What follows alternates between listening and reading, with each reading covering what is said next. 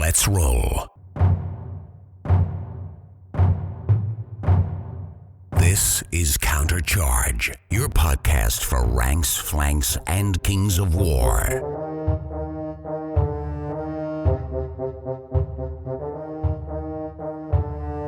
Join your hosts as they delve into the world of Panithor and bring you worldwide coverage of all things Kings of War. Welcome to Countercharge. I'm Nicholas. I'm Paige Neal. KJ. And I'm Matt Croger. And thank you to these three fine gentlemen, joining me from, not too far away in Asia, but, far enough that we've never been blessed to be in the same room, but we're in the same virtual room now. These are three of the top four players from Clash of Kings Asia. We were going to have Ejin, but unfortunately, we only just figured out tonight that he wasn't seeing any of the messages. So, had no idea we were going to be podcasting, which is a real shame because, he took Kingdoms of Men and came third at Clash of Kings Asia, and I was hoping he'd get on here and be able to give everyone's favourite Kingdoms of Men player, Hong Wing Soon, some tips on which units are actually good. Because, he doesn't think any of them are good. I'm looking forward to having a chat about Clash of Kings Asia with these guys. So, Nick, why don't we start with you and talk about how you got into gaming and particularly Kings of War? Certainly. Actually, I've joined Countercharge before, a bit of a long time ago. But just to give a quick background, I started tabletop wargaming about roughly 13, 14 years ago. Started off with Warhammer Fantasy and then expanded out further into dystopian wars, from the now defunct Spartan games, space battles as well, battles with Gothic and its like. I discovered Kings of War during its second edition, and since then, I've taken a keen interest, and I have about 6 fantasy armies at the moment. It's resisting the urge to get even more. I play primarily Abyssal Dwarfs in Abyssal Dwarfs in Kings of War. My other armies are Empire of Dust, Kingdoms of Men, as well as Ogres and Elves. Over to you, KJ. Okay. Hi, I'm KJ. I started the hobby about the same time, I think, about 15 years ago, when I was about 15, 16. So I started with 40k. I was introduced to the game Dawn of War. And then from that, the tabletop game. But I paused for quite a long time due to some studies.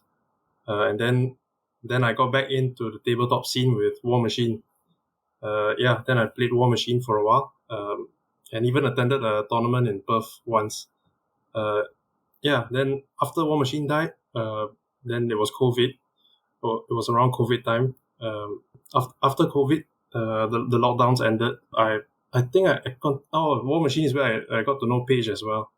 So, after the COVID lockdown ended, I wanted to get back into wargaming and decided to get back into Kings of War because we had a lot of ex-War Machine players there. So this was, I think, just around the start of Kings of War, third edition. And so this was actually your first rank and flank fantasy game for you, KJ? Yes. I've never played fantasy. Yep. Yeah, and how have you found the transition from very different styles of war games to rank and flank fantasy? Oh, it's very good. I'm not sure if Warhammer Fantasy was the same, but Kings of War is really easy to pick up. I think I got most of the rules after my first demo game. And then the depth that you can, you can execute a lot of very intricate moves because of the flanking system. And I like Kings of War because flanking confers a huge bonus. I've dipped my toes in Song of Ice and Fire as well. But flanking and rear charging in that game is just like a +1, +2 to, I think, the morale check or something. But Kings of War, you double and triple your attack. So the actual game itself is very important. And being a good player is very important as well. But most importantly, it was extremely easy to pick up. Warhammer was not like that. It was about, you're lucky to get through your game in 3 hours, and probably, an hour of that was checking your rule book. Yeah. And then, so you guys then, because I think, I mean, Paige, we've interviewed you probably more than once, maybe a few times, and of course, Paige has his own podcast, Newbie Dice. If you want to check that out, and I should mention that Paige has got a couple of other episodes around Clash of Kings Asia, either out or coming out, and he kindly, he had the top players. Had a plan to interview them, but let us do it instead. But Paige, I think you're a little bit newer than these two guys in terms of gaming in general, right? Yours didn't go back 15 years? I started in 2012 when I graduated and started working. Yeah, so that's 13 years ago. So only when I was 25 years old. Okay. And we should say, so is everyone in Singapore? Are you all, Paige, you're obviously in Singapore. What about Nick and KJ? I'm based out of Malaysia. KJ is Malaysian. Are we going into that? So he's like a love child between Paige and myself, Nationality-wise. Oh, you say love child now, but you guys keep calling me traitor in the tournament. How dare you? Yeah, exactly. You're the love child until you beat them on the table, KJ. I think that's how it works. I lost the page, so. Yeah. And of course, Clash of Kings Asia brought together, players from a few countries. So I think it was primarily Singapore and Malaysia is where the two main bastions of Kings are in that region at the moment. Is that accurate, Paige? Singapore and Malaysia. Malaysia, there are two pockets of people playing in two separate cities. So Nick is from Penang, and KJ was originally from Penang as well. Then we have a few other players in a smaller pocket of players in Kuala Lumpur. That is the capital of Malaysia. So 2 areas. There are a few players playing in Thailand and Indonesia, but not huge enough and not developed enough that they would fly overseas for a tournament, I guess. There used to be a American player who's living in Japan, so he was considering to make the trip, but in the end couldn't. Yeah, and I think we talked about it on an episode previously, Paige, about how in Asia it's probably the rank and flank fantasy war game isn't necessarily something that was very ingrained culturally from childhoods with you guys. It wasn't like as broad as it might have been, or the reach wasn't as broad as it might have been in, say, some Western countries. So, as Paige, I think we've discussed before how you came to it. Like KJ and Nick, for you guys, was it a very different thing to be doing in your usual groups? This fantasy wargaming thing, or even tabletop wargaming in general? Yeah, I think the group was relatively small because I was from Penang, so I think my origin story would be, the place where we game, me and Nick should be, I think the same place, and the community was quite small compared to other hobbies. Yeah, compared to normal artistic endeavors, I guess, or gaming, like compared to PC gaming, the group was relatively small. Yeah, I think I would agree. It is a fairly niche hobby, if you can call it that way. Everyone knows everyone here in the local hobby because it's really not that well developed back then. I think in one of the modern times these days, right, it is much more well known, with the advent of, like the internet and social media. People tend to post a bit more. I'm not afraid to share a bit more of my nerdy hobbies, for my friends and families to be made aware of. I think I'm doing my part by influencing the younger generation into entering, this hobby space as well. And so before we get into the main topic proper, we like to do a bit of a hobby update. Now, you guys might not have got back into, find with these bigger tournaments, it either invigorates your hobby or it ruins it for a while. What have you guys been into in the hobby landscape? Nick, why don't you kick off? So I'm sort of semi-retiring my Abyssal Dwarfs. I've been using them for 2 years of Clash of Kings.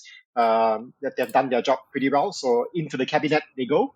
For this coming year, I'm working on Kingdoms of Men, but it's not the flying circus list. That has been proven to work by multiple people across many events.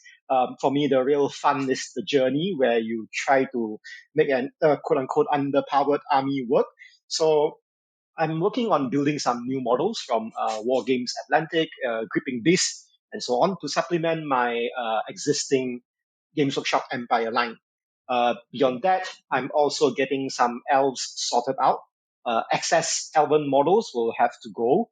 And in return, I'm getting a sort of professional painter to help me put some color on some of the more existing ones. That's currently the project, and it is scheduled to be completed by Q1, which is only a couple of weeks more to go. Okay, nice. KJ, what about you?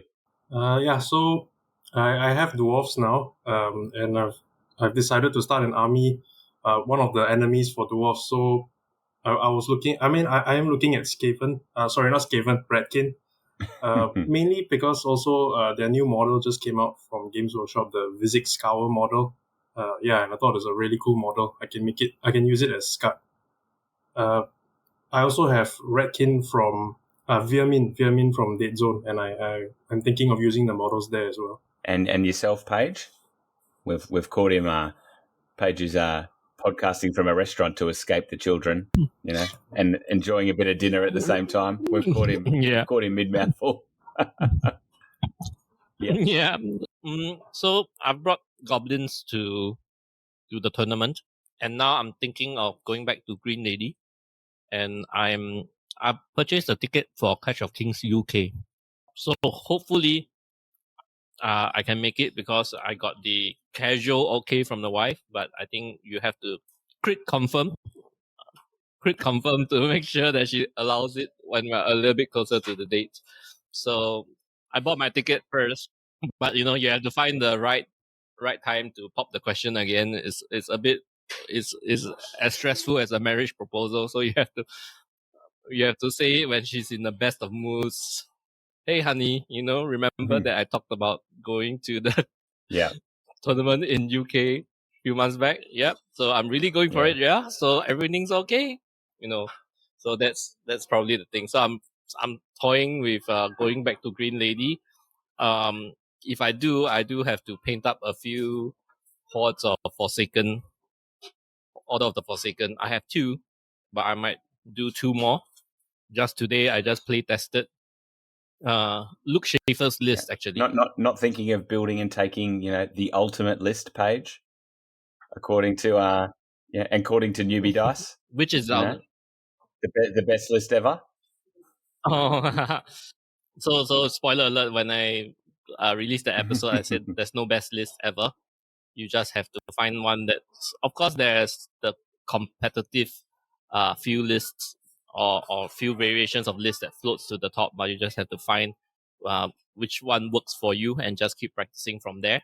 So it was a bit evident when I played Goblins at Clash of Kings Asia. I was a bit out of practice. A lot of times the clock went down to very, very low. In fact, the final game with KJ, it went to the very end. So we have something to talk about there later.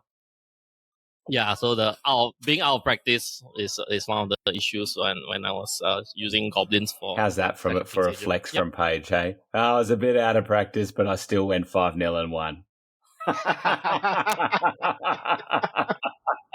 That's the usual Paige we know. Yeah. My dice is crap, but I still won. Yeah. I had 6 double ones every game, but it's. Yep, and for me, I was tossing up between Abyss and Trident Realms this year, and I actually wanted to do Trident Realms, and then went back and listened to our year in review episode and realised I'd set Abyss for our hobby goals.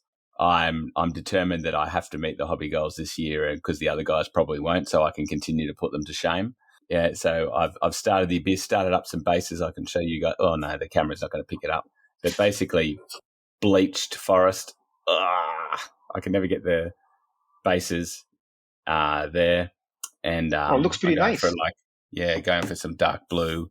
I think abyssals, but we'll see. And there should be an announcement if we can get our 2 hobby boys to get the announcement out. That hopefully that'll kick off at the start of April. Yeah, you cracked out the whole Night Stalkers army for Firefight, right? Yeah, did that in a couple of weeks, thankfully. That already blew. Jeremy's in the dust already. I'm not sure about Rob. I know. Jeremy's not gonna keep up with that. So I have to meet them this year. I started the year with a bang, but it's definitely tailed off for a while. But I need to get back on that horse and get going. So the hobby challenge will be the perfect excuse for that. All right. Well, with that, we'll slide into a quick commercial break, and we'll be back to talk about our main topic, Clash of Kings Asia 2025. I'm Andrew Whitehead. The reason Direct Misfire keeps calling Undead S tier, and you're listening to Countercharge. All right, and welcome back. So first of all, we might get to, particularly with you, Paige, as I think one of the primary organisers, have a discussion with you just quickly about, what the structure was, the points, the games, I think, how everything worked on the day, and then we'll get into talking a little bit about everyone's lists, and we'll go from there.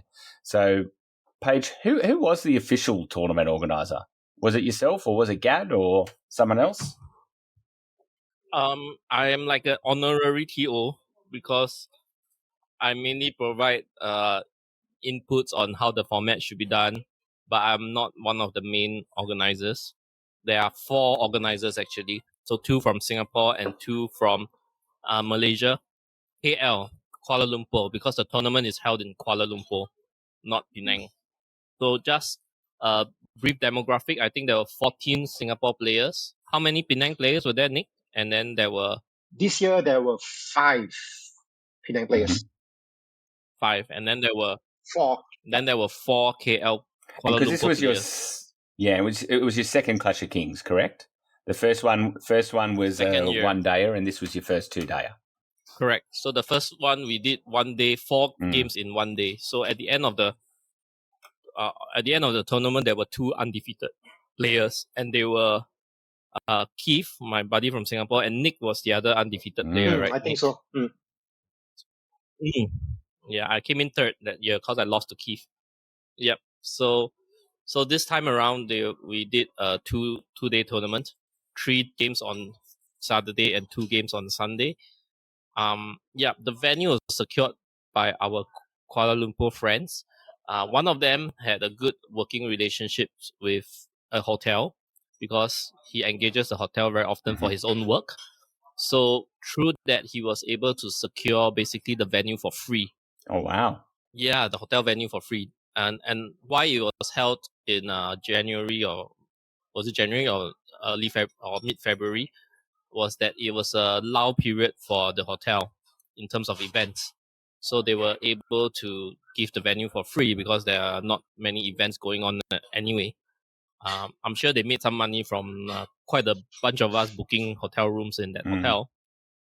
But because the venue is free, the entry fee is kept pretty low. So it's like 50 Singapore dollars. So that's about 50 Australian dollars for the weekend. And most of the money went into prize support. So that's the brief of the tournament. Anything else you'd like to know? Well, that's great. I mean, it's one of the only times that you hear an Australian dollar being equal to any other dollar, to be honest. We're usually lower. I was being kind. I think the Singapore dollar is slightly Of course it is. Just to add on, right? We also had lunch covered for both days. So that's a pretty nice deal as well. Yeah. And it was 2,300 points. 2,300 points, and you got to, where's that list? You got to 24 or 25 players, is that right? 23. So last year we did 2,000 points because I think Clash of Kings Australia used to be run at 2,000 points. Correct, yeah. But last year, after we announced 2,000, you switched it to 2,300. So like, oh damn. So this year we went to 2,300 points as well. I guess you guys have to run it through the committee with the 4, whereas, I just run Iron Fist and do what I want for Clash of Kings Australia. And how did you, I'm assuming 23 was bigger than last year, or did you get not as many because it was 2 days instead of 1? Wow, can't remember the exact numbers. I think it was 22 the last year. So it's pretty close. It's pretty close. And then it could have been a bit more from our end, but unfortunately due to timing differences, like, work-wise schedule and whatnot, we had to lose out like maybe 2 to 3 players from our end. Yeah. We had a few less Penang players, but a few more Singapore players because after the Clash of Kings Asia last year, we caught a lot of attention locally. So there were a lot of new players. I mean, a lot. I think about 8. I think that's considered a lot of new players, considering like Singapore is as big as one city. So we have players coming in from X-Wing, we have players coming in from Old World, and just random players hopping into the game because of the attention that we got, because they saw, you guys went to Malaysia to play. Being at that timing, so you wouldn't have many players where the timing affects like New Year celebrations or anything like that. That's not a problem for you guys, is it? Chinese New Year is a thing for both of us in US, in Singapore and Malaysia. So we do have to avoid that. So we have to be a couple of weeks before or a couple of weeks after Chinese New Year, because you compare it to like Christmas for Westerners, where you have lots of gatherings. So what you do is also you tidy up the house, you buy new furniture, you throw out the old stuff. So there's a lot of preparation before. And officially, the Chinese New Year celebrations is up to 15 days long. So for 2 weeks, there'll be lots of visitations. You visiting friends, some family, or the other way around. So we have to avoid that. So unfortunately, Matt, because Clash, Yeah. Australia is always the last weekend of January. Is that right? Yeah, it's pretty much. It's rare that it doesn't fall within Chinese New Year celebrations. Unfortunately, we do lose a few players even locally every year. Yeah. So Chinese New Year goes by a lunar calendar. So it ranges, the date ranges every year, but it's always between late January to mid-February. So it's always within that range. Yeah, I tell you what, mate, that's far worse than Christmas. We just do Christmas for a day so you can avoid the family rest of the year. Unlike, you lot actually care about your families. Spend a few weeks doing it. Some of it is customary, it's like you have to pay respect to elders, Yeah, absolutely. Let's get into a little bit of a discussion. So we might run through everyone's lists first, and we'll have a brief discussion around each list. So, KJ, we might go to you with your dwarfs, and I'll just read out your list for everyone. So you took a horde of bulwarkers with a throwing mastiff and fire oil, 2 regiments of Brock riders, a mastiff hunting pack with mastiff, always got to love dogs throwing dogs, 2 organ guns, Golok's Fury, 2 stone priests, both with Radiance of Life dwarf option, both with Bane Chant, one with Veil of Shadows and a Sacred Horn, Faber Ironheart, and then the obligatory formation, all with throwing mastiffs and Shroud of the Saint, interestingly, on the that's a good little combo there on the standard bearer. So you had 14 units, 25 drops at 2,300 points. First of all, how long had you been working with this kind of iteration of your list, KJ? Oh, it's been a while. I think ever since the formation came out, the flag bearer was a bit too good to pass on. So I've been trying to perfect the configuration for the formation for a while already. And then I think 2 years ago we could bring a magic item on the standard bearer. So yeah, it made the formation very, very good.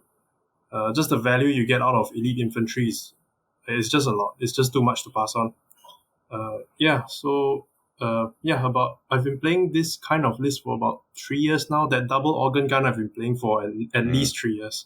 Yeah, too much to pass on if you like playing on easy mode, KJ.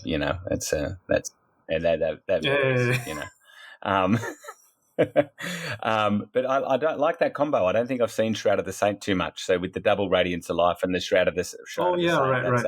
That's a very nice combination.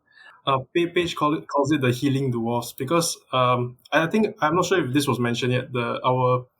Our Clash of Kings Asia, we played with the general commands, but we didn't play with faction commands.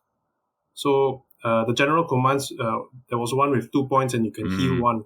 So that plus the Radiance of Life plus the heal is a lot of you can consider it passive healing in dwarves, and dwarves with their cheap nerf and high defense with passive healing is quite strong actually. Yeah, and Yes. organ guns are nice. I mean, back in version 2, there used to be the list called Rocks and Brocks, which was all Earth Elementals and Brock Riders.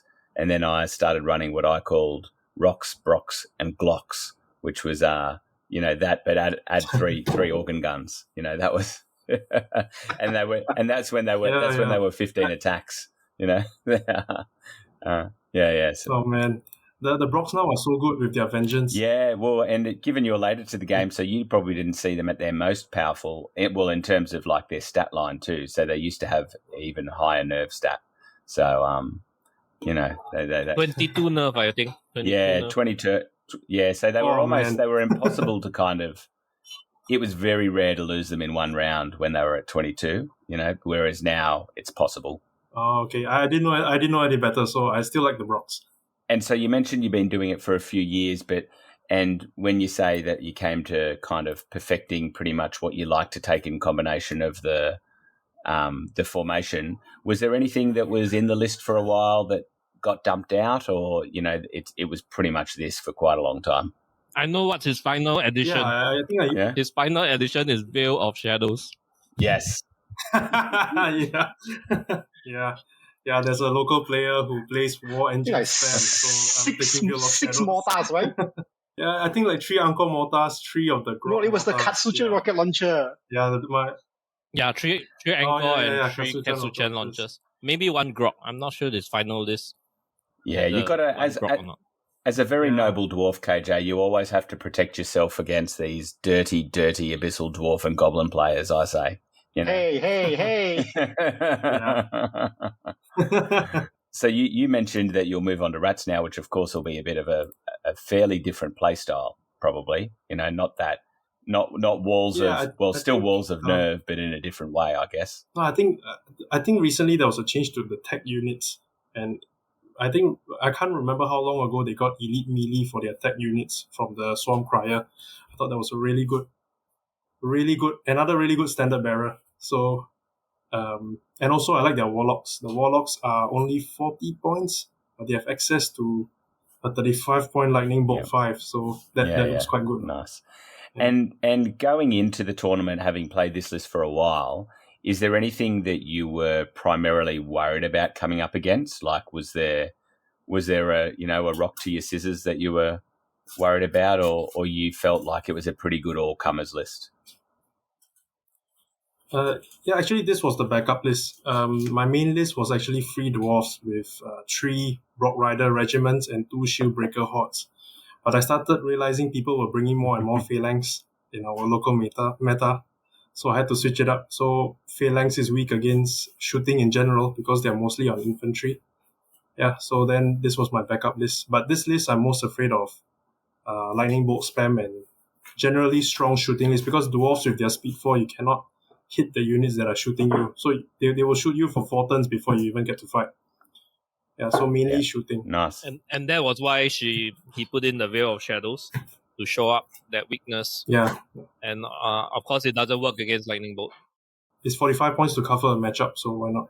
And so, probably a question for Nick and Paige. So you mentioned that you used only the generic orders for command dice. What was the theory there? Was it that the committee thought that the faction ones were too unbalanced? Yeah, that's what. Yeah, and go ahead. Yeah, that's what we feel. I mean, at least from the Malaysian side of things, right? We look at it and we feel that not all faction-specific commands were created equally, and because we have a lot of fairly newer players from the KL side of things, we do not want to sort of overly complicate matters, because this is the first time command dice was introduced, and then try to keep it simple, try to keep it straightforward, and then we decided upon just generic orders. Yeah, I thought you were going to answer you didn't want Paige taking advantage of it and, just beating noobs over the head with faction orders, making sure he brings Night Stalkers, Furious Charge and, I do not have Night Stalkers. As far as we know. Yeah. Exactly. Oh, look what I found. A whole Night Stalker army no one knew about. Just in time for Clash of Kings. And what was what's the reception been like? Obviously, not playing with the faction orders, but to command dice generally in Asia. Wow, this is a difficult one. So of course we tried with faction orders, right? And then we really felt that some were much better than others. You could argue that that's part of the balancing of the factions, but I don't think that it's 100% accurate as well. You do have some very strong factions with very strong orders still, and some weaker factions with weak orders still, and it can be a big feel bad, right? Because one of the strengths of command orders, faction orders especially, is you can apply them to anywhere on the field.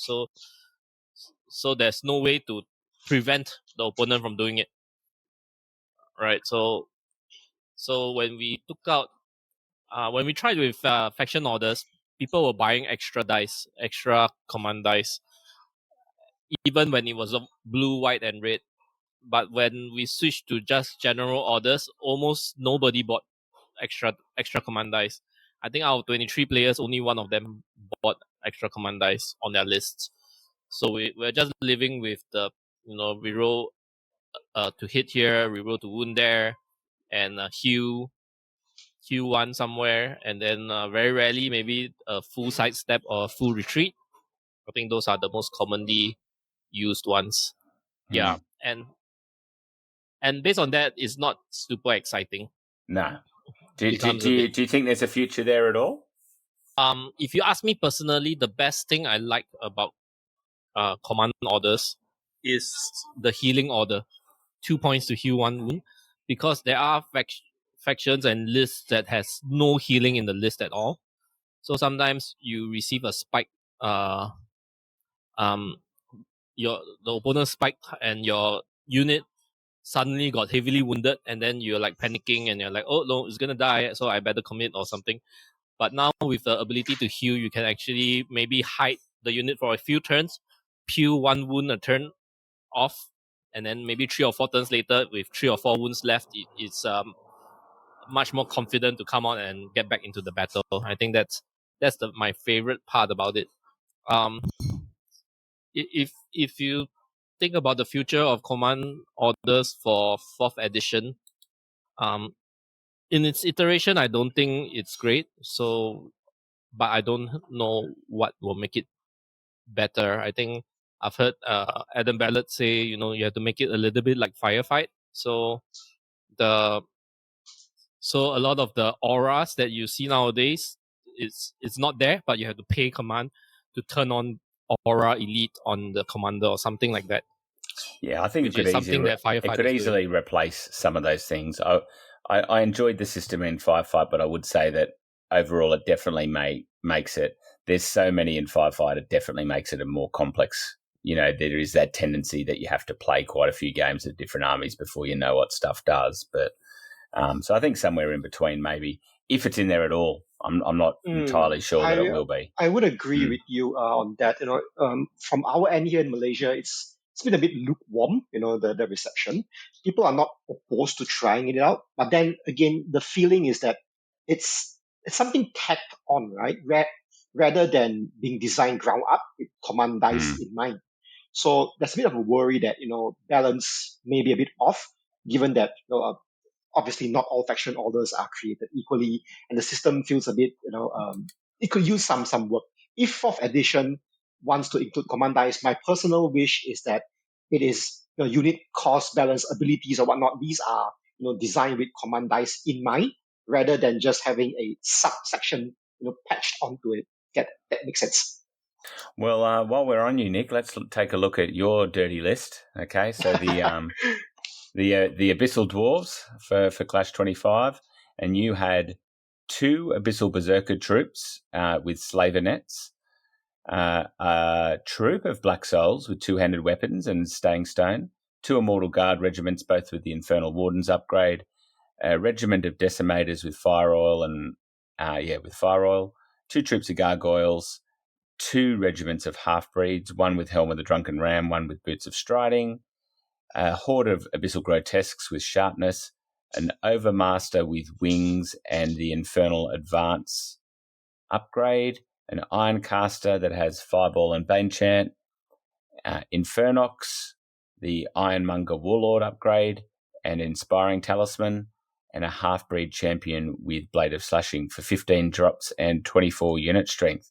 I would say that has a lot of the similar units that people are used to seeing, Nick, but maybe in different iterations. So you don't see a lot of, say, Black Soul troops and things like that. So, tell us about how you arrive at this kind of list. And, I probably should say that where did you came in? You came in 4th overall in the tournament. That's right. Mm. Yeah. So this list started off as a golems and cavalry list. I wanted to play an Abyssal Dwarf list that has 0 war machines because, that's what usually people bring, at least way back then. So I tried to play something a bit different. What I found out was that golems and cav, I can't really play it really well because the speed difference is just way too big since golems cannot, go at the double. Later on, it evolved into an infantry-focused list with cav support as hammers. In this particular list, if the stars are right and all my pieces are in place, each infantry unit will have Strider, Elite, and Vicious, which is fairly killy. They may also be boosted by Bane Chant. One of the earlier iterations of this list for this year's Clash had a Hellfane instead of the Abyssal Grotesque, because by including a Hellfane, my infantry can now also have Wild Charge +2 and Brutal. There's a lot of modifiers for even like a single regiment of Immortal Guard. What I realized that after playtesting a couple of times is that the Hellfane doesn't provide that quite of a punch, so I've replaced it with a horde of Grotesques with the Brew of Sharpness. Overall, this list is aimed to kill primarily first and foremost. Your opponent cannot score if they are dead. They cannot get any objectives if they are dead. I think in terms of the tourney itself, only KJ exceeds my kill point in terms of unit skill. We both score about 8,000 plus over kill points, right? And among us, I think I'm only behind you by 30 points. Yeah, you guys both know it's an objective game, Kings of War, though, right? Yes. Correct. But they can't claim anything if they're all dead, right? That's true. Yeah, try claiming when you're dead.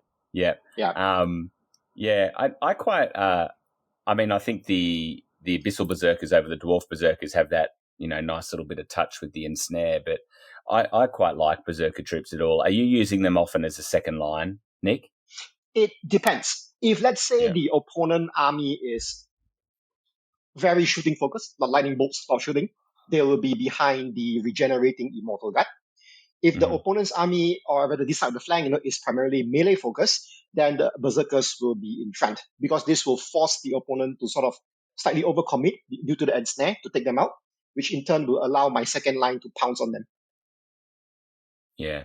Okay, fair enough. And same question that I had for KJ. Was there anything you particularly didn't want to see across the table going into it that you thought was a particular weakness for your list? Just the... Oh, sorry. Oh, yeah. The heavy flyer armies, in fact, because my counter flying elements are pretty much just the flying overmaster, which also has to double, as a strider enabler and, disruptor.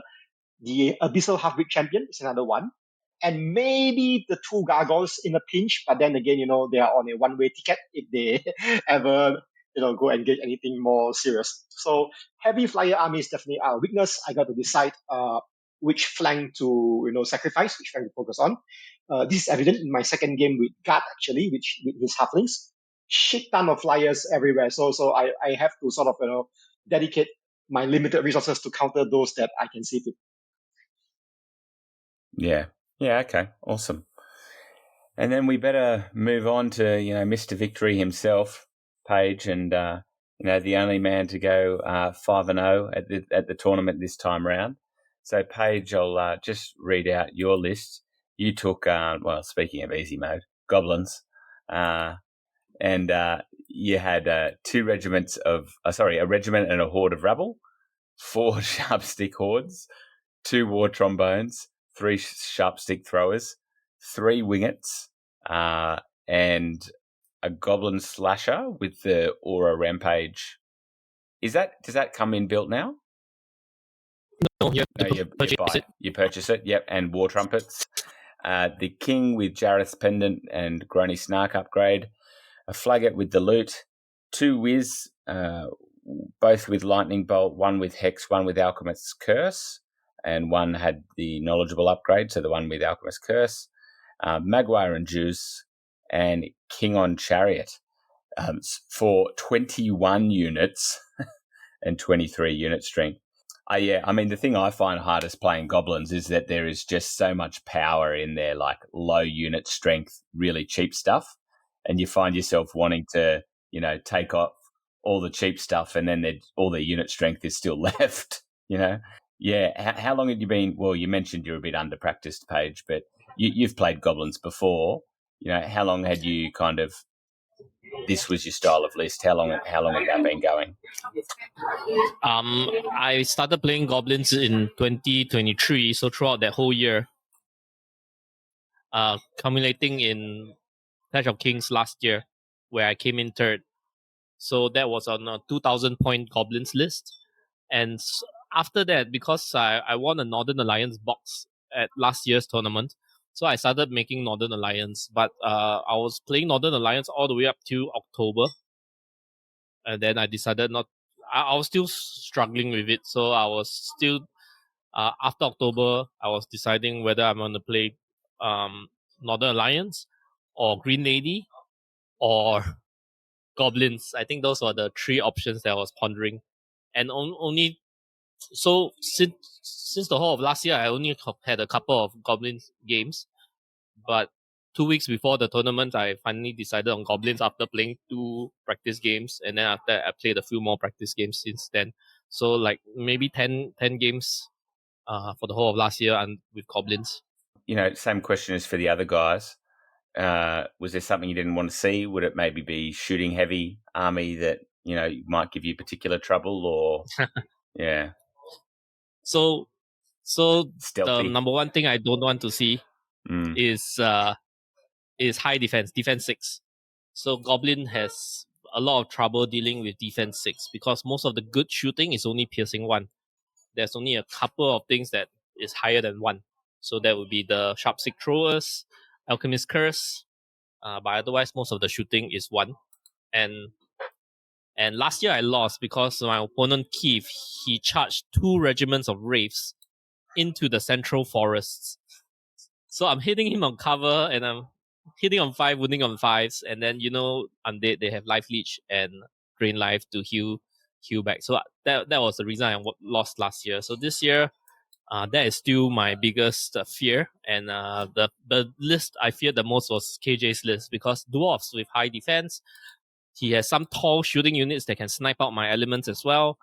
And then he has healing. So Dwarves with healing is very hard to deal with. So, and then he took Veil of Shadows on top of that. So it was the toughest matchup for sure. That's the one I least wanted to face. And that throughout the whole tournament, I was wishing that KJ gets knocked out by his opponent. I was like, no, you won again, KJ, no.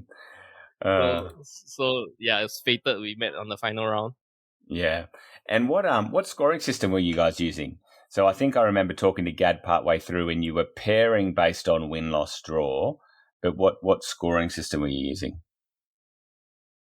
Northern Kings. Last year we went with Blackjack. This year we went with Northern Kings. Mm-hmm. And had most players, do you think, experienced Northern Kings before? I mean, for Singapore, it's fairly new, but everybody just gets... there are the players that cares about the scoring system a lot, and there are the people who just don't care, I just play for the win, or I don't win, whatever. It is what it is. Yeah. So I think most people are not that particular about the scoring system. Uh-huh. Yeah. Yep. Was that your experience too, Nick? Personally, all of us were exposed to the system on the very day itself. So we just go there to roll dice, meet up with old friends, and generally have fun. Yeah. Okay. Yeah, and I think Northern Kings has one wonderful thing is where you won't end up with 21-0, and then the guy who got 0 will feel really bad. So at least you get a base 5 even if you lose, and the kill points isn't by kill difference, so you usually will get some points over there. So you will seldom be a 5 also, even when you lose. Yeah. So that was the reason why we wanted to. Yeah, pity points. I wanted to go with Northern Kings. People don't feel bad, especially if they are not very familiar with the games, the scoring system, and then they're like, "Oh, I came out of the game 21-0." That's very demoralizing, and that's especially happening to the lower bracket players, right? So they're already not winning, and then to come off a game with the 0 is pretty demoralizing. Had you played with it before, KJ? I don't think so. I think in previous tournaments we didn't use it. Yeah, but it really, I don't think it matters too much. Just win your games, and doesn't really matter because the priority is still win, loss, and draw. Yeah, 100%. I think most of these systems really, most of what they do is an optical illusion. It's like you say, it's either win, loss, or draw. Right, and so then touching on the games themselves, so maybe we should start at the bottom of the pile with Nick, Mr. Fourth. Thank you. Yeah. So Nick, you went 3-1-1. Obviously we won't have time to go into detail in all the games, but did you play either, like, what did your wins come against, and particularly your draw and your loss, I guess? It's first game was actually against Page. That was a loss game. But if there was a turn 7, then it would be a win game. It was one of those. Yeah, that kind of game. Interesting because goblins, as you know, he fielded a whole horde of, goblins. It's a matter of, either advance as quickly as possible or you stay back and you get shot to death. Second game was a draw game against Gats. Let's pause on that game. Yeah, sure. Let's go back to that first game, because since I'm here, there we go. That game, right? When you look at the lists on paper, right, I felt like I had a very good matchup against him, because he's basically MSU Abyssal Dwarves, right? Multiple small units with low nerf, so I could shoot it out pretty easily. So I was feeling very confident going into the game. But Nick played wonderfully. He stacked all his stuff on one flank, and on that flank I had a huge impassable blocking my view, so it limited my shooting. So he played brilliantly, and I almost lost the game too. So that was really scary. Yeah. Thanks for the kind kudos to Nick. It was a good game, man. Although it was a loss for him, but it was really a very close game, and I thought he played wonderfully for a bad matchup, basically. It's easy to be magnanimous when you win, isn't it? Yes. Yeah. He's a gentleman. Second game was against Guts Halflings. So again, I feel that this year around, right, at least for Clash 25 Asia, it's very shooting heavy, because in Guts list as well, again, shooting halflings, double poachers, troll gunners, halfling engineers with EJ grenadiers, as well as aeronauts. So I cannot afford to fight the entire board. Again, it's a sort of focus on a one flank kind of approach. Managed to fall into a draw when at the very last minute, both my heroes, which is the Overmaster and the Abyssal Halfwit Champion, managed to kill off the Duke on RLS, on flying RLS, as well as one of the Grenadiers, turn around and then charge and finish off the poachers. One hero took out one poacher unit each. So that sort of helped me tip the balance in terms of score points.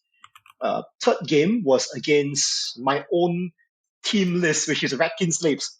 I never played against this list before, so it's fascinating to see what they can do. Ratkin death engines are horrible. KJ, take note of that, for your new army. Double decimator hordes together with the formation. So that one again, a good use of for slaves higher speed to lock down, my units, and then follow up by engines. But then again, I think a couple of unlucky dice rolls, and I managed to sort of swing it around. The third game was against a Forces of Nature list, a fairly balanced list. It has 2 hordes of Salamander Primes as anvils, 3 Naiad, was it 2 Naiads Heart Piercers as shooting support, 2 hordes of Naiad Worm Riders, 2 Beasts of Nature, Avatar of the Green Lady, and then some other flying support units. So I think it was, I believe, a fairly new player, and he managed to sort of spread out and took advantage again of his strong flank to sort of fold it up and then roll around the center. The last game was actually fairly intense against a Northern Alliance list. Again, very shooting heavy with, I think, 3 Pack Hunter regiments, Hrim, as well as a horde of Ice Elementals. The game started very poorly for me. My Abyssal half-breeds, one of them got shot off on turn 1. The Grotesque got shot off on turn 2. Then again, on the other hand, I took out the Ice Elemental hordes with Decimators in close combat. I took out the Frostfang horde with Decimators in close combat. And I took out the Naiad horde, Naiad Spear horde, again with Decimators in close combat. I think the Decimators with Fire all together with the Infernox support can be quite scary as medium infantry. So overall, it's a quite fun list to play, and then make some new friends. Overall, I think it's a pretty good time. Yeah. So sorry, just remind me of that order, Nick. So it went. You lost to Page first. Yep. And draw against Guards, Halflings. Yeah, and then finish strong. Yeah. Lost, draw, win. Excellent. Yeah. So would you call that submarining, Page, or? Yeah. Nick called it the redemption arc. Lost, draw, win. Yeah. My character growth, Yeah. Let's hope season 2 plays better, Yep. I think he came in second last year, so Nick has been finishing top 3 as well. But this year is 4th, but it's almost 3rd. Yeah, absolutely. And then KJ, what about yourself? So you went 4-1. So it sounds like that was 4 wins to just fall at the last post. You and Page were 4-0 going into the last round. Is that right? Yep. The only 2 4-0 players, right? Correct. Yeah. So my first game was against Mo, playing Green Lady. So first game, Flying Circus, already starting strong. Yeah. I think the first scenario was Smoke and Mirrors. Yes. Yeah. So Smoke and Mirrors against a Flying Circus, not ideal, but somehow it was quite a close game. Managed to pull through. And then my second game was against Twilight Kin. So Twilight Kin, not that good of a matchup because he has a lot of Wind Blast. Wind Blast is deadly against dwarves because, once he Wind Blasts you past 8 inches, you can't run back to your original spot. Oh, come on. So, They've had the massive leg up with Ordered March, mate. Come on, let's just, I have to say Ordered March saved me pretty much this game. So basically the last turn came down to him Wind Blasting me for a draw. He didn't manage to roll high enough for the Wind Blast and gave me the win. So I got lucky with that matchup, with that game. And then third game, I was against Northern Alliance. Yeah. The same list Nick played.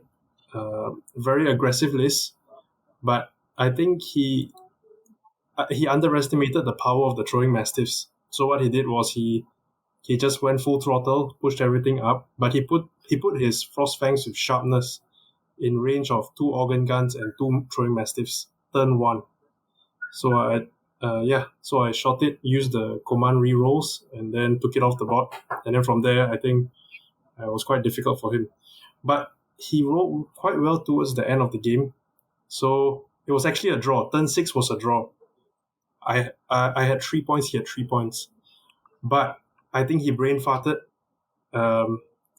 He really brain farted because turn 7, he charged the flank of my Brox with one of his troops. And the Brox wasn't contesting an objective. So I went second. So when he passed it over to me, I just looked at the board. Isn't this my win then? I scored 3 points and you scored 2. And then he just looked at the board. And then he just tilted. Yeah, I just flipped out. So actually, I got very lucky with that one. My opponent brain farted basically. Otherwise, it was a draw. Next game, the 4th game, was against someone from Penang. He was playing Empire of Dust. So that one was scary to me because going into the second day, my opponent was 3-0.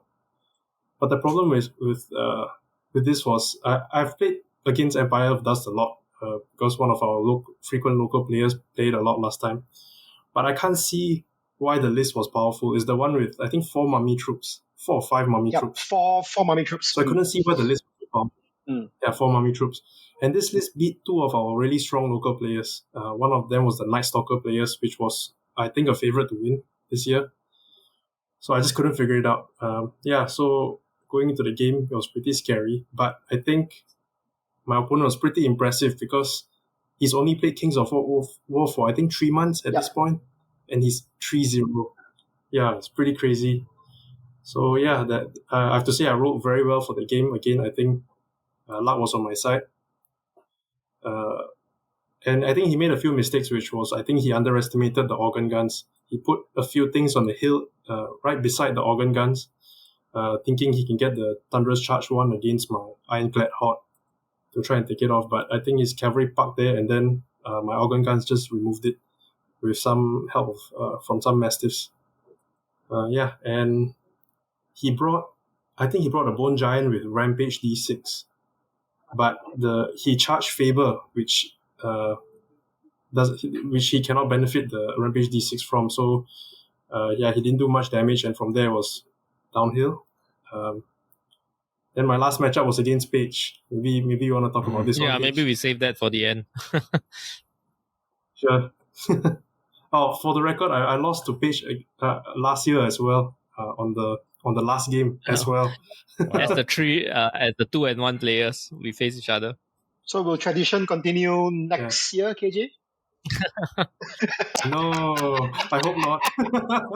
I don't want to see goblins again, man. Well, I think you're doing pretty well for not having been in rank and flank fantasy for too long to be on the top table 2 years in a row, KJ. Oh, no, last year wasn't top table. Oh, that's right. I think Paige was slumming it. We were both 2-1. Yeah. The top half table. Yeah.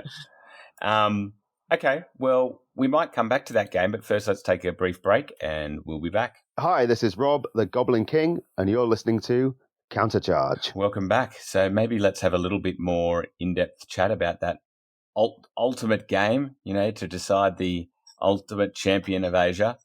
And so what was the last scenario? Stockpile, one of the newer ones where you have to pick up tokens from the piles. Yep. And had you both played it before? I've definitely played it before. KJ? I've had some practice before. Okay. Going into this, KJ, you talked about some strengths and weaknesses, but looking at the table, what was your plan, I guess, for combating, Paige's, well, one mobility with all the wingets and Granny Snark and everything, and two, the shooting. Yeah, so I didn't want a repeat of last year, so I brought Veil of Shadows this time. Last year he brought halflings with lots of low nerf, so my goblins were basically got shot off good the matchup board against the halflings. So throughout the whole tournament, we were teasing each other, and I was like, KJ, I'm gonna face you, and then true enough, I got him on the last game. This year was the complete opposite. I was like, KJ, I don't want to face you. And the balls, the balls on the other court now, he was like, I'm gonna face you, Paige. I'm gonna face you, Paige. Where are you, Paige? So it was pretty funny. I knew that the matchup wasn't great for me. I had a little bit of help before the tournament. One day before going up to the tournament, I had a practice game with another local player, James. He went to the tournament too, but then he said, "Hey, Paige, choose any non-Singaporean list, and I will play that list against you." Then I was asking James, "Don't you want to practice your own list?" He said, "No, I'm good." So I was like, and the thing is, when I read his message, I didn't see the non-Singaporean part.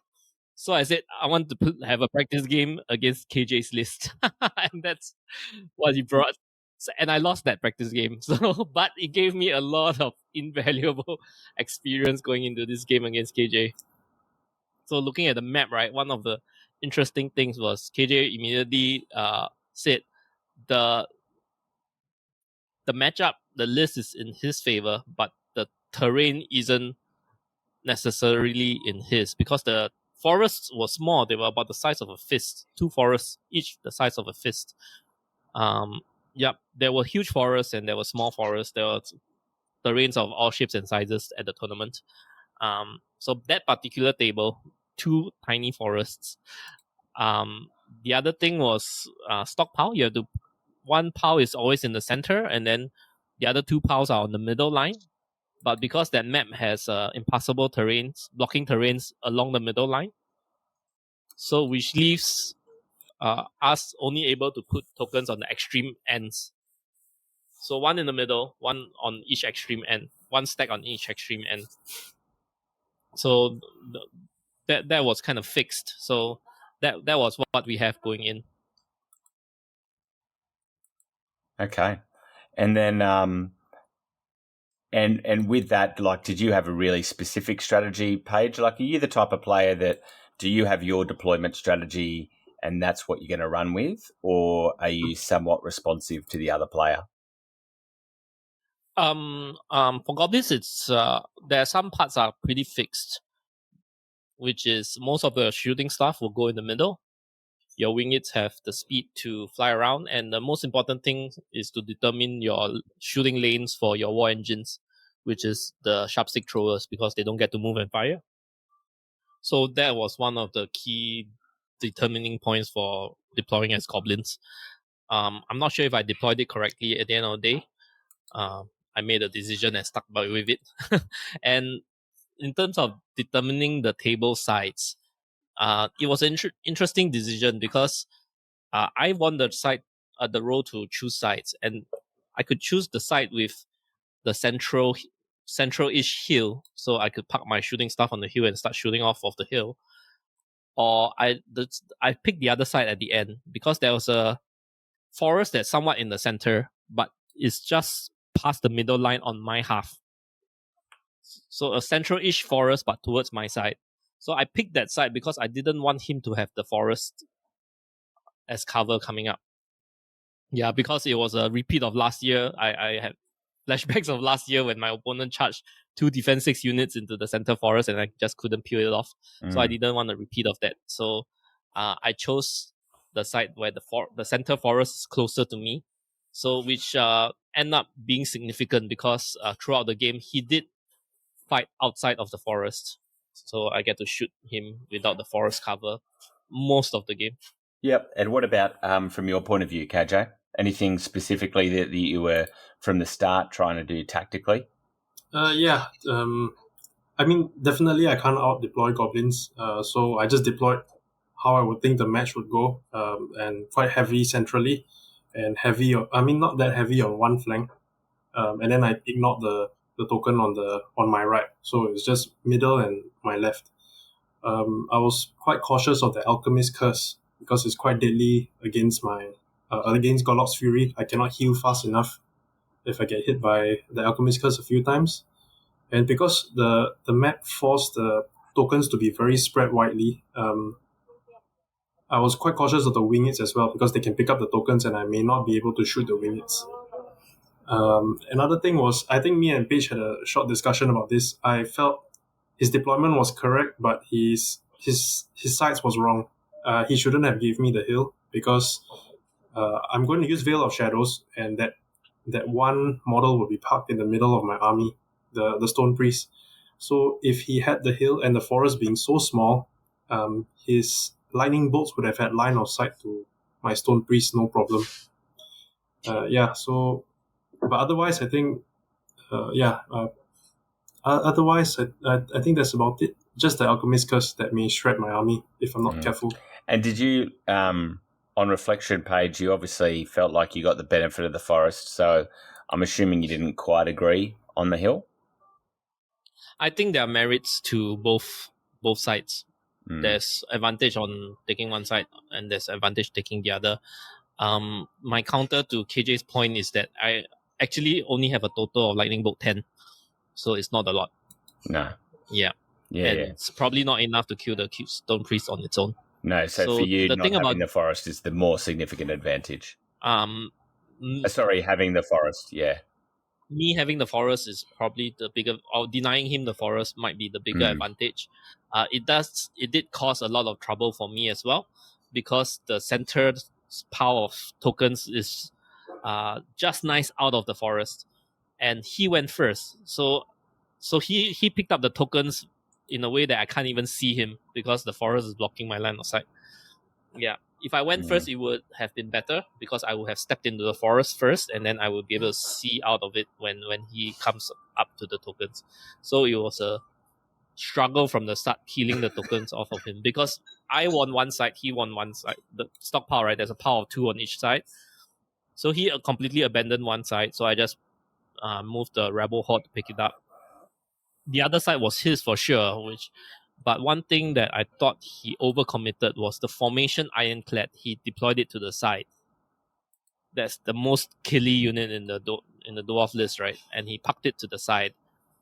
And the Ironclad formation with the 1 regiment of Brock Riders and 1 Stone Priest, right?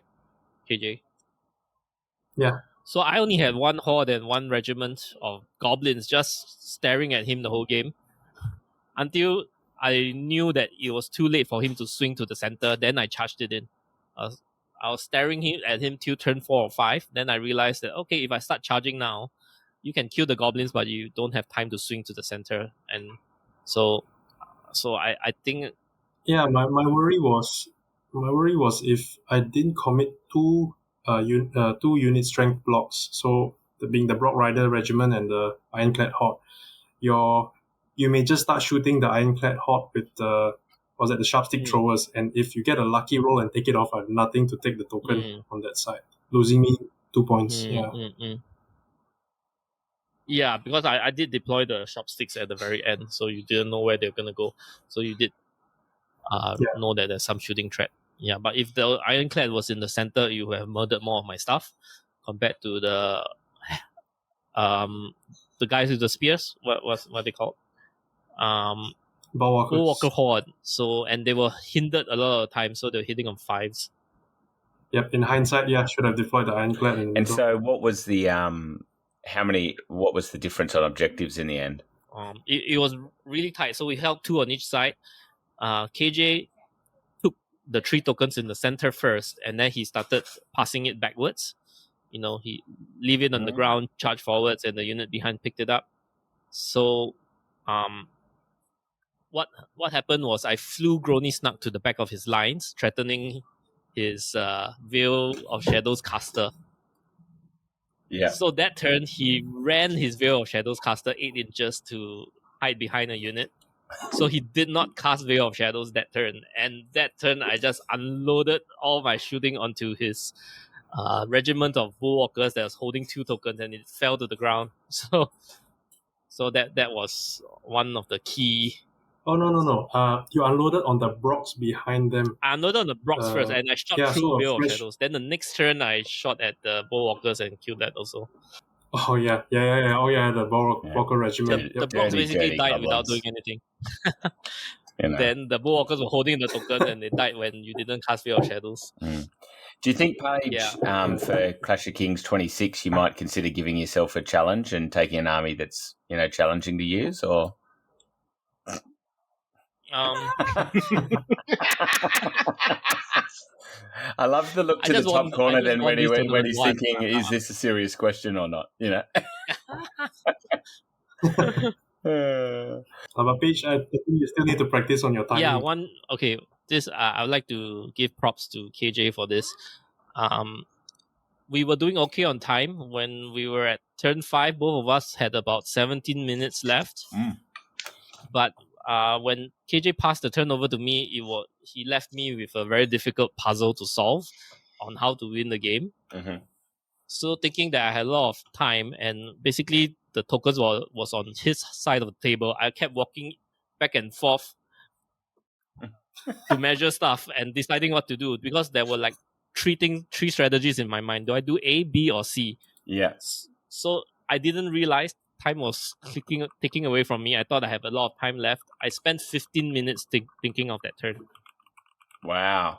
Okay. Yeah, which gave me 1 minute left on turn 6. Or I you was like, doing oh sitting dear. there doing your best Doctor Strange impression, were you? Yeah. You know, thinking which reality do I go into now? You know. Yeah, so I had 1 minute left on turn 6. So in the end, when we rolled it out, several of the spectators pointed out that when I wrote the game-winning nerf roll, the clock actually hit 0. Yeah. Wow. Yeah, so so the game-winning nerf roll was after the clock hit 0. So I did talk to KJ about it. So was there anything in the pack about if that happened? Because typically in our packs we will have the combat you're allowed to roll out anyway these days. Was it referenced in the pack or? I think it was supposed to be immediate dice down. So, but at the same time, we did. I think I'm not sure if it's in the pack, but the TOs always emphasize no game interference. So maybe it will be on the opponent to call out that it's time up. So, but either way, we did talk it out. I talked it out with KJ, and KJ gave me a wonderful reply. So, KJ, would you like to repeat that? No, it's okay, man. Embarrassing. He said, basically, it's okay. KJ said I wouldn't have wanted to win on a timeout anyway. I think if it's the matter of a nerve roll, you know, I would totally agree with that. I wouldn't want to win that way. Yeah, it doesn't matter. Ultimately, Paige won the. But if that was anyway, turn 7, I would have lost better because I'm out of time. But it ended on 6. Oh yeah, it came down to a 4+ roll. Yeah, 100%. Like I think the purpose of the clock is like it's part of the challenge to manage your time, right? But if it's a single nerve roll, whatever. Nick, sorry, did you go to say something? Yeah, Nick? it's fine. Huh? No. I was just saying that Okay. that was a nice one, KJ. So really, Paige is only champion because of your benevolence, KJ. 100%. Okay, let's put it that way. Well, you know, they do say second is the first loser, KJ. So you know, you've put yourself in that position. But that's it's okay. It was a very good game. I think they're some of the most memorable, right? If it is coming down to what's effectively the last dice roll, they're very memorable games often. You know, particularly if you've then also got the memory of Paige pacing back and forth, you know, waving his hands, you know, on each table side. You know? Yep. But what if I do this, and this? You know, did he whip his calculator out? Yeah. Paige's hands were shaking. Yeah, I was shaking in the last minute because I had to play the last turn in 1 minute. So I was like, oh shit. Yeah. And he had how many dice? At 60 dice to roll, right? Because you charged the sharp sticks into a flank. Yeah. So your hands were shaking at the end. Yeah. Yeah, and so that's that. Up season. Yeah. And that brought you to the end. I saw there was some pretty good hobby going on at the tournament. Nick, do you want to come back in here? I asked Gad if he got some close-up pictures to send them so we can stick them on the Countercharge Instagram. But, you know, he's been slack, that boy. You know, he's got to get himself together. You know, what did you think of the level of hobby around, Nick? Are you asking in terms of paint quality jobs of painting and just like effort to making the army look good and everything? I would say pretty nice. You know, there were some really good teams going around. Overall, the paint skill is quite good, very high quality. I would say.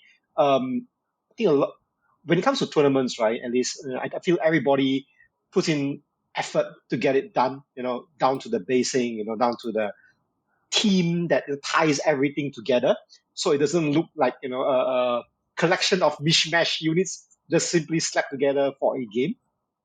We took some really nice pics, and I should remind Gad to send them over to you because there were some really nice shots of armies from everybody.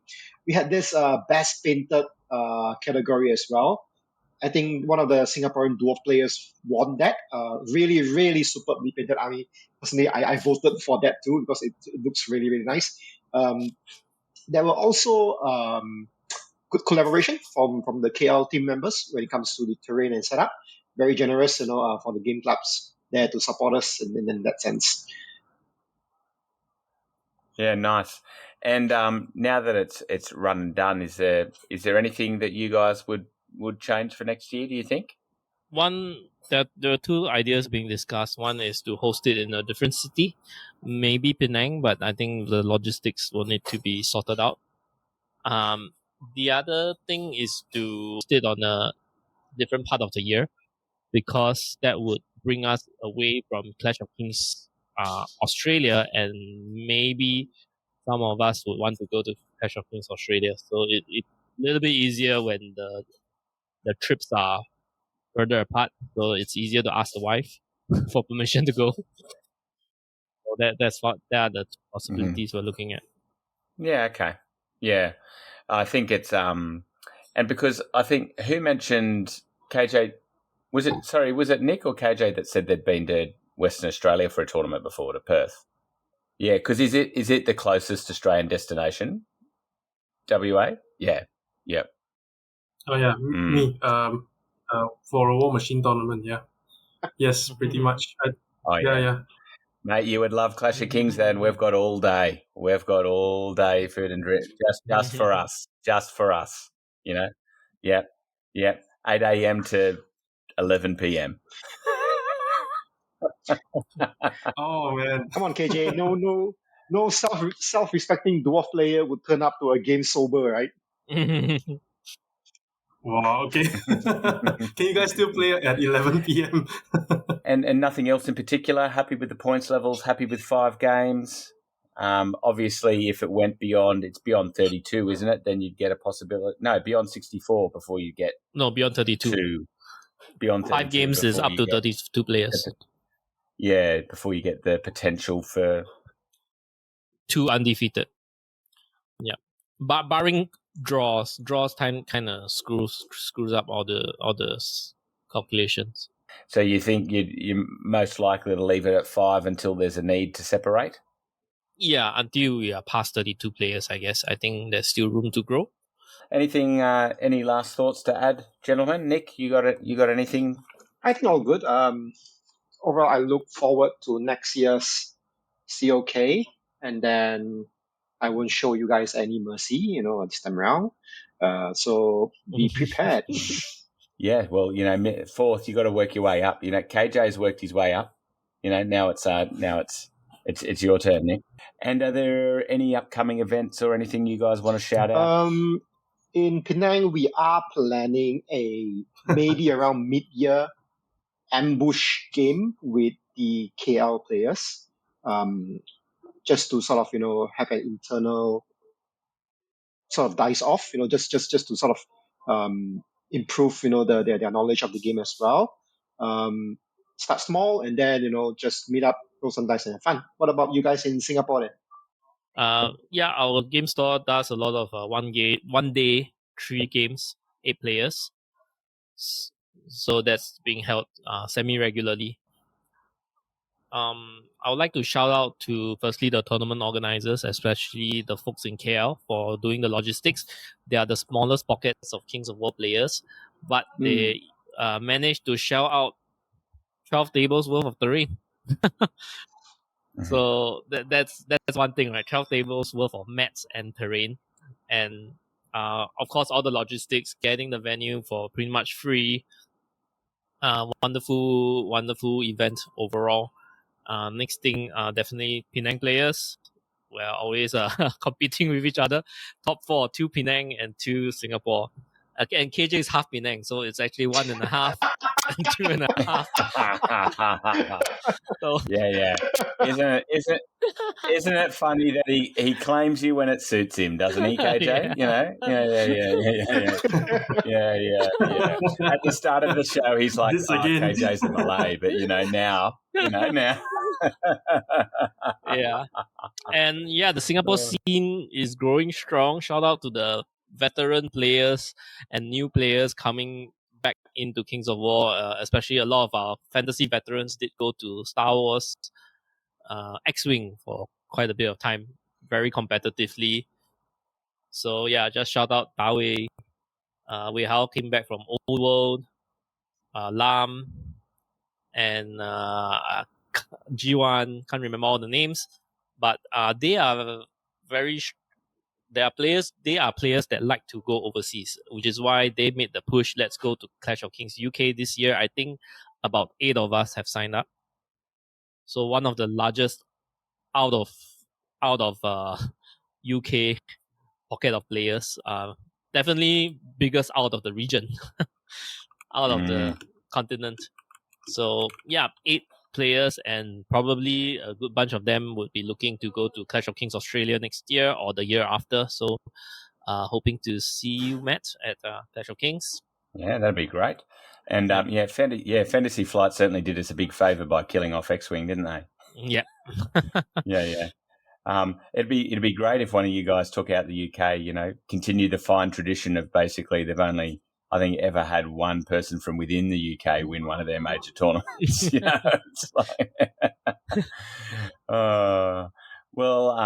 and look, for us, we've got a couple of local-ish tournaments coming up in early April. Unfortunately, there's one in Sydney and one in Canberra on the same days. The Canberra one, we're taking the opportunity to get into a military gaming convention. So hopefully get some new eyeballs on the game, because Canberra is a bit of a military hub here. Keep an eye out for our hobby challenge, because it should be launching in at the start of April. And also, I'm not exactly sure when this episode will go live. It'll either be in the next week or after that. So if it hasn't come out yet, keep your ears and eyes peeled for our Everything Kings of War Champions episode. If it is already out and you haven't listened to it, go and listen to it. So there's plenty of information there on the yet to have much revealed other than a couple of cartoon characters on a video. Kings of War Champions. What is it? We're all curious to know. Yes, yeah. Well, I think the Kings community will be fairly pleased with what it is, I think. Oh, Let's so put it you that way. already have eyes on it. Yep. Yeah. Well, no, what kind of? Ears. Yeah. I can neither confirm nor deny. Yeah. But that is all coming very, very soon, and the launch is not far away at all. So, keep an eye out for that. Well, with no further ado, I'd like to say thank you to you fine gentlemen for joining us this evening, for giving up your time.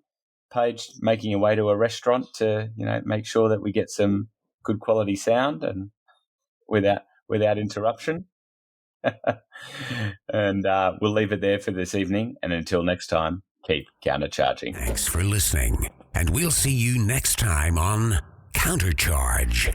Please let us know what you thought of the show by emailing us at counterchargepodcast@gmail.com, on Twitter @countercharge15, or by commenting on the Countercharge Kings of War podcast Facebook group.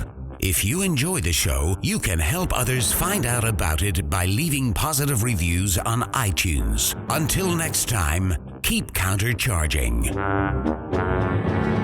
Music is a composition of Kevin MacLeod and is licensed under Creative Commons.